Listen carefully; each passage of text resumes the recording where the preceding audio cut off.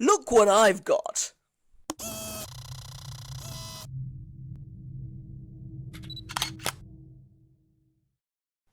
As you can tell from the title of this video, I've got myself the GM Sony 85mm f1.4. So let's open it up. Let's see what it's like. Okay. Inside you get this thing. You got some instructions here as well. Don't really need that. I'm not really interested in anything like this, but some people like it, so just unboxing it for you. So it comes in this like kind of like a fabric bag thing.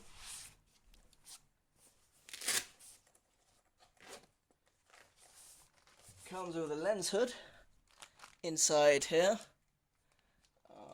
useful for when you're shooting in sunny conditions. And this is the lens itself. I have used it, I've just re-unboxed it for you.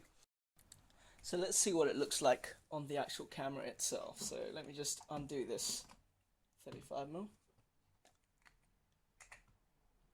And just put this on. Okay. So this is what the lens looks like on the Sony A7R. This is the Mark 1, not the Mark 2. And as you can see, it's a bit of a large lens.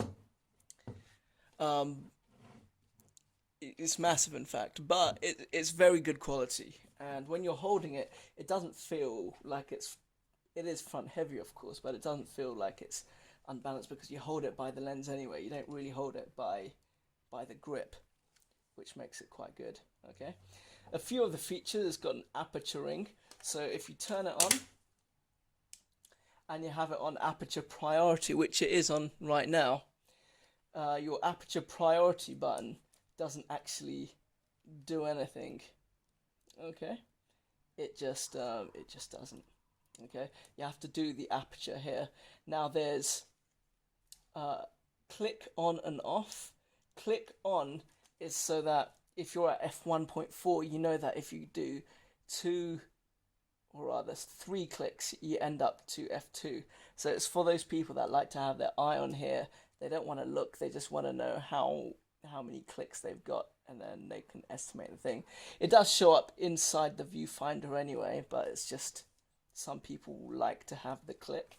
And clickless is really for like video shooters or people that would rather have, like, between, say for example, you have f2, and rather than go to the next increment, some people might want that increment just there, like halfway.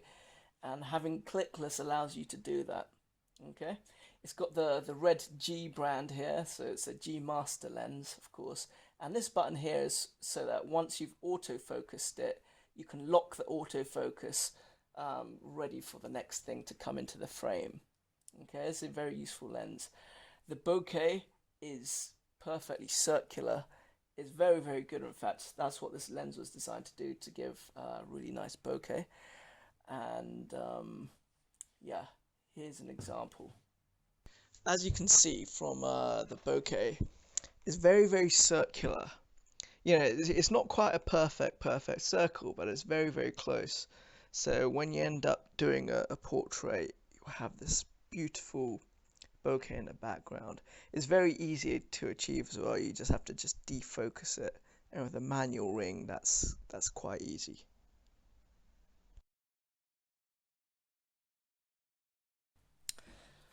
Another feature it's got a autofocus manual focus switch here. When you have the camera on and you put it onto manual focus, it basically immediately gives a magnified view. There's not much here to take a picture of, but it's magnified it and you focus. Once you put it into autofocus mode, obviously everything becomes autofocus. But the thing is, if I hold it up to here, can you hear that? That's the noise from the motor focusing, and it's pretty loud. If you maybe were to record a video using the internal microphone, you know, you might be able to pick it up using the microphone on the camera. So this is kind of strange because it's designed to be like a video camera lens as well as you know, a photography lens, and that will limit applications for a few people. And of course, if you're in a very, very quiet place like a library, and you know, all you can hear is this whirring of the motor, you know, it's not exactly a good sign, is it? However, it's a minor gripe in what I consider to be a very good lens. Back to the focusing thing, which I was going to mention. The minimum focusing distance is 0.85 meters. Okay, so it's basically pretty much a meter. Which brings an interesting point. This 35mm f2.8, it's one of the first lenses I got for this camera, is really sharp, really sharp. In fact, especially for a compact, tiny little lens, I think it suits this camera perfectly. This has got a focusing minimum focusing distance of 0.35 meters. Okay, so less than half of this.